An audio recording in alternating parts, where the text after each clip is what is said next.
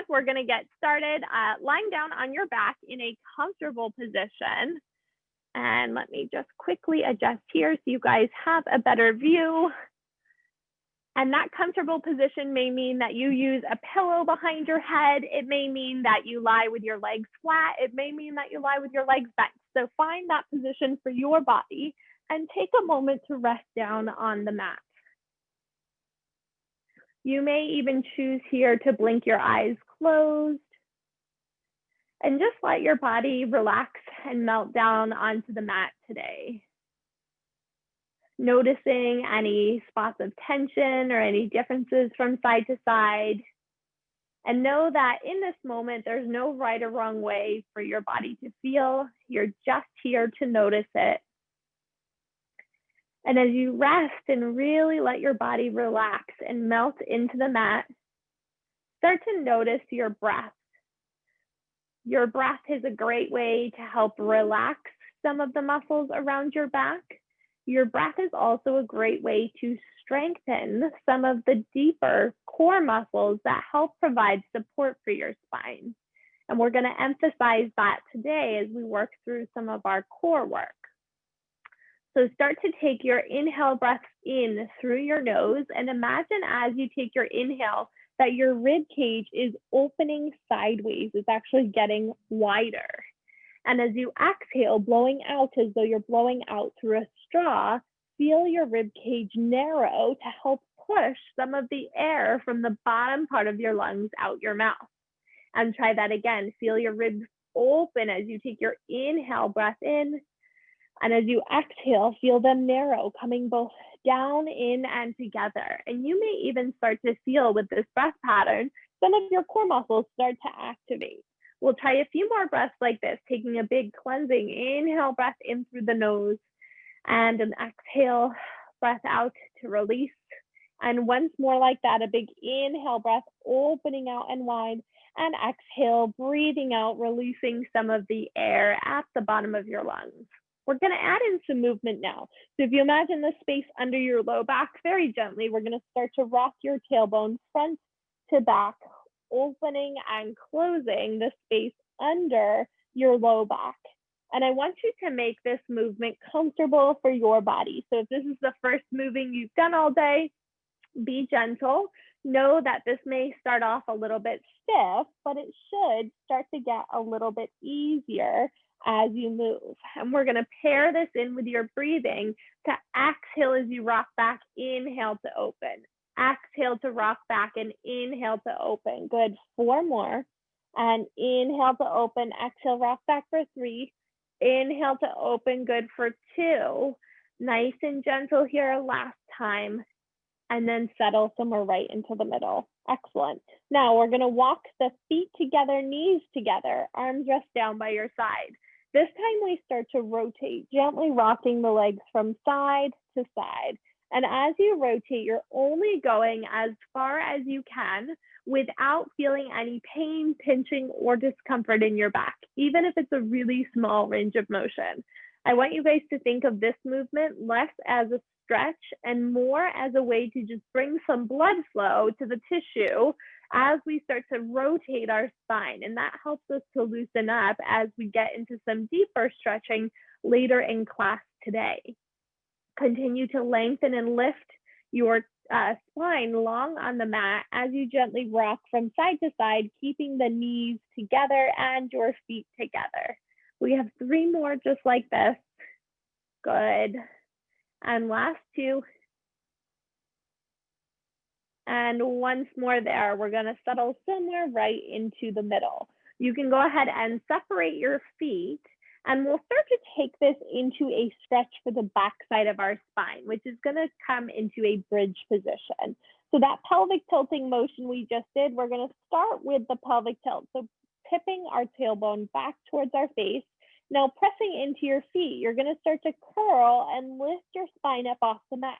When you come back down, you're letting your upper back, your rib cage, your mid back come down, then your low back, then your tailbone is the last thing to meet on the mat.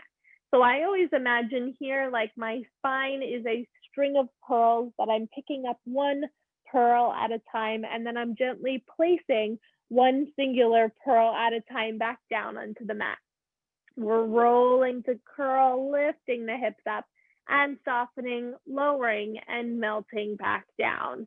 Good, gently rock the tailbone back, push into the feet, lifting on up and softening and melting. You can also imagine here that you're peeling your spine off a really sticky mat beneath you, and then you're sticking and pressing each of those vertebrae back down as you roll, working within your body's comfortable range of motion. So this exercise both strengthens our glutes, our hip muscles, as well as stretches the backside of our spine and opens the front of our hip flexors. Good. Once more here, just like this. We roll the hips on up, press the feet into the floor and soften and melt, lowering the hips back down. Wonderful. So we talked about that breathing, the exhale, to help strengthen some of our deeper core muscles. We're going to use that now to practice stability of the spine. So if you imagine when we're walking or we're moving our legs, that should be work for our legs. Our spine should be relatively still. So we're going to place our hands right on our trunk and very gently start to march, lifting one leg up at a time. And I want you to try and be intentional about your breathing to exhale like you're blowing out through a straw just as you lift that leg up, and go really slow here. Imagine like you placed a marble right on top of your belly, and you want that marble to stay exactly still in the center of your spine despite lifting and marching your legs. And you may feel one side is a little bit harder than the other. If this is feeling tremendously easy for your body, you can bring both legs to the tabletop position and instead try lowering one leg down towards the floor and then the other, still keeping that marble nice and steady on your trunk and using that exhale breathing pattern as you reach your leg away. Exhaling out, inhale to lift. Exhaling out, inhale to lift. 3 more like this. That's it, last 2. Last time, and gently hug your knees in towards your chest, and you can rock from side to side. I'm just going to do a quick audio check here. I hear a little bit of background noise, so let's make sure everybody here is still on the mute feature, and we will get back into moving. Okay. All right. Sorry about that there, guys. And on our mats here, we're going to take this now up into a seated position. So we just worked on trying to keep our abdominals still. Now we're going to work our abdominals in a movement pattern. So for those of you with sciatica, I'd like you to keep your knees softly bent. Otherwise, you can straighten your legs, reach your arms long back behind you. Take a big inhale breath here. As you exhale, reach the fingertips to the ceiling, look to the toes, and see if you can come up to a seated position. Now from here, we're going to take this into a little hip stretch. So keeping a soft bend in your knees for sciatica, you're going to take your right ankle and cross it over the to the left side of your mat. Now from here, this may feel like a stretch in the right side of your hip. If it does not, you can gently start to pull the knee towards your chest. Now notice, if you were looking from the front, that I have not lifted my right hip off the mat. In fact, I am thinking of seating my right hip down into the floor in order to keep my spine nice and neutral. So the stretch is just for my hip, not for my back. And we are going to add that in a moment, but we want to isolate this to the outside of the right hip. We'll try one more big breath in here, lengthening and lifting the spine tall. And then as we take that next breath out, you're going to wrap your left hand around that right leg and walk your right hand behind you to gently gaze to the right. So from the side, I'm sitting up as tall as I can and trying to turn my shoulders to the right. Now I'm still keeping both hips down into the mat. You can always modify again with that bottom knee being bent or shortening your range of motion to wherever it feels comfortable for your body. This should feel like a stretch, but not painful or stressful or straining. We'll try taking one more big deep breath in here. And then a big exhale, release out. And then we're gonna walk the right foot out And try the same thing on the left side of our body. So feeling both hip bones sinking into the floor, we're going to take the left foot to the outside of your right leg. Now, if you need to modify, walk your left foot away from your body. If you'd like to make that more intense, bring the left foot closer to you. Continue to sit up tall. Perhaps you're pulling that knee towards the opposite shoulder to feel a deeper stretch in the outside of the hip. And these hip stretches, they really should start off feeling fairly gentle. Our body is going to use gravity to relax into that posture over time. It shouldn't start off feeling super, super intense. If anything, that makes your muscles tighten up and guard. And then we take away from the stretching that we're trying to get here. Now we're going to take this into that spine twist by wrapping our right hand around the outside of the knee, taking the left hand back behind us. I'll demonstrate here. Notice how your body really wants to sit and slump. See if you can push even into the floor to keep yourself tall, and square your shoulders, rotating from your upper back, lifting the chest tall. Taking a big deep breath in here, modifying with a bent knee for sciatic symptoms, and a big deep breath out. And we'll try once more here. Big deep breath in and a deep breath out. Good. Now we're going to flip on over to the all fours position next. So if you know that you need extra padding for your knees or your wrists, you can roll up your mat or grab a pillow and use that here. So we'll set up with the hands directly underneath the shoulders, the knees directly underneath the hips, and finding a soft bend of the elbows. We'll start with our cat-cow motion here. So allow your head to hang, your spine to lift and push into the floor, and then drop your rib cage down, open your heart and chest. Now, a lot of times we get big movements in this cat-cow motion with our low back, but I want you guys to create more movement from your upper back. So round by lifting your rib cage up away from the floor, and then extend by pressing your heart forward, almost like you're shining your heart through your shoulders, and then push the floor away to round and drop, shining your heart forward. We exhale, working within your body's comfortable range of motion. This should not be painful here. You can always pause right before that zone if it does become uncomfortable. And once more here, we lift, rounding the spine and then dropping somewhere right into the center. Soften the elbows, keep your neck long. From this setup, we're going to start to draw some circles with our body, keeping our back relatively flat. So we're going to circle the hips out, around, and forward. Our hips are a circular ball and socket joint. That means to really mobilize our hip joints, we need to move in that circular pattern.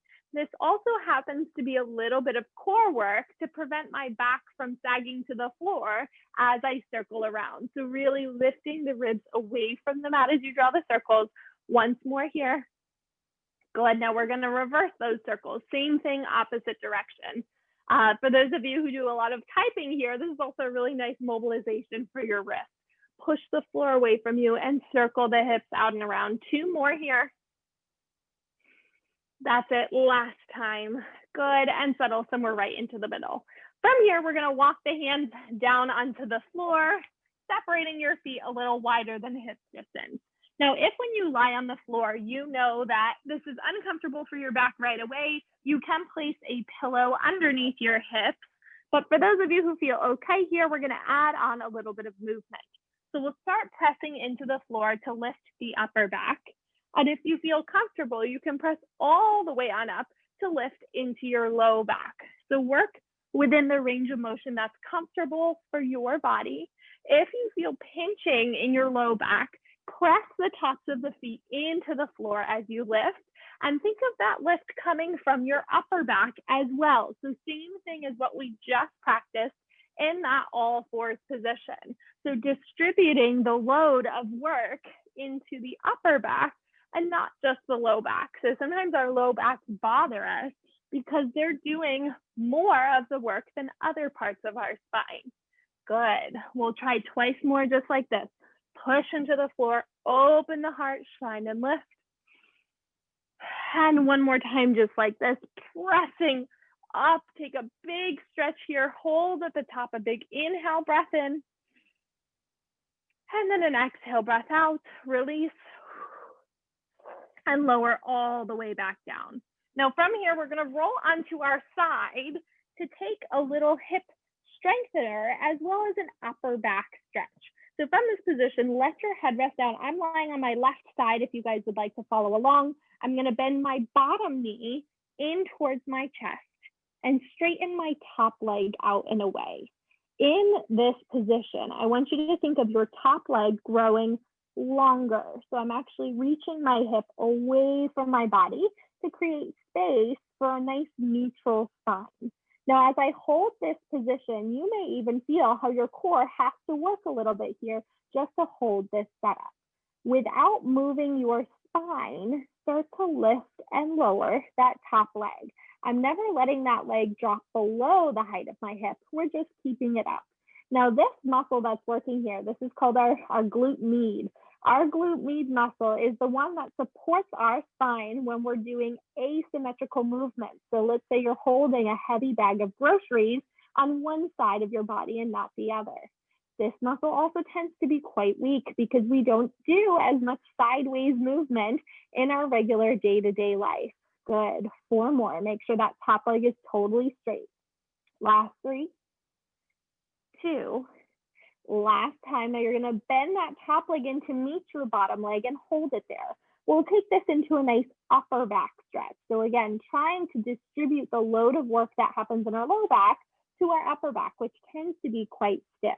So we're going to reach the top hand in front of us, tapping the floor, and then up and over to reach for the floor behind us.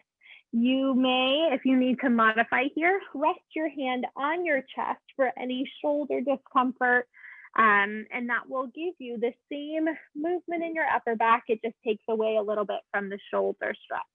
I call this one book openings. I like to imagine here that I'm opening the page of a giant book and then closing that page. Now, as you open, if when you turn and twist, your top leg is lifting, that means that the stretch is starting to go into your low back. So I want you to pause right at that moment and bring it right back and down. Good. We have 3 more here. And make sure that you are breathing in a comfortable alignment. We're stretching your rib cage, so it helps to add in a deep breath here. And last one. Good. Now you guys can roll to the other side. I'm going to sit up so you can continue to see me as we work through this program here. So we'll lie down on the opposite side, once again, making a pillow with your biceps, bending your bottom knee in towards your chest. Think like a 90-degree angle. And then you're going to straighten and extend the top leg out long. In this position, reach the top leg past the end of your mat. So lengthen it away, stretch it long, try and straighten that knee. It should be really, really stiff here. And then super small, without moving your trunk, you can even keep your hand there to be sure. You start to lift and lower. Bigger is not necessarily better for this exercise. We want small, controlled movements up just past the height of your hip and back down to the height of your hip. Really small. If you're getting any cramping or pinching, it means that your foot is probably too far in front of your hip. Pull it backwards just slightly. You can even press your hand down into the floor for a little bit of extra support if you feel wobbly in this setup. And notice, maybe this side is much easier, maybe this side is much harder. It's not uncommon to have asymmetries with these ones, and it's okay to work and strengthen asymmetrically to build strength where your body needs it. We'll try 4 more. 3, 2, last time here, go ahead and bend, pulling the knee in towards the chest to meet your bottom leg.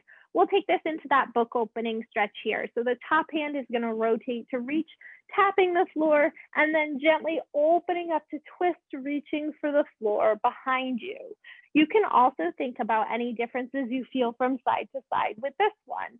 So this stretch here is targeting the upper back. And it's actually quite common to have a discrepancy from side to side in the upper back because it relates to our dominant arm. So we tend to be a little bit more flexible on that side. We'll go for 4 more here, making sure you're breathing, gently following your hand with your eyes as you rotate up and over. That's it. Last 3. And rotating up and over. Good, guys, for 2. Beautiful. And 1 more time here. And gently come all the way back up. This time, pressing ourselves on up to a seated position.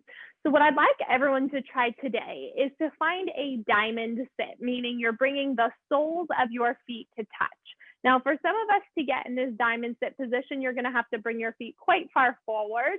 If you're able to bring them in fairly close but still sit up tall, go ahead and do so. If you find bringing them in close makes you sit really slumpy, I'd like you to slide the feet away until you feel like you could be sitting up against a wall, so in your relatively neutral position. Here, notice if you have more weight naturally on one side of your body.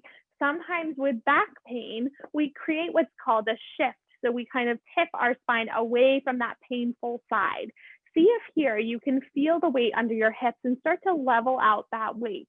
You can even gently rock from side to side to find your center, so your spine is as stacked and tall as it's ever been. Once you find your center, open up your arms, take up space, expand your fingertips wide out to the side, keeping that even weight under your hips, which is not easy with the movement we're going to do. Start to gently tip your fingertips up and over.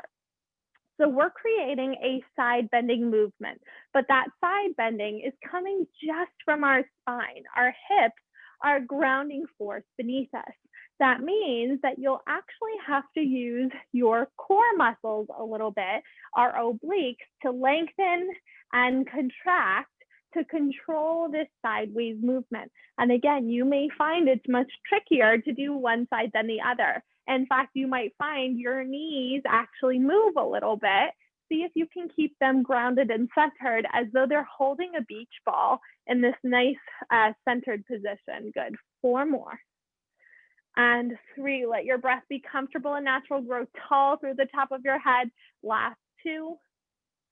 And 1, gently gather your legs back through the center.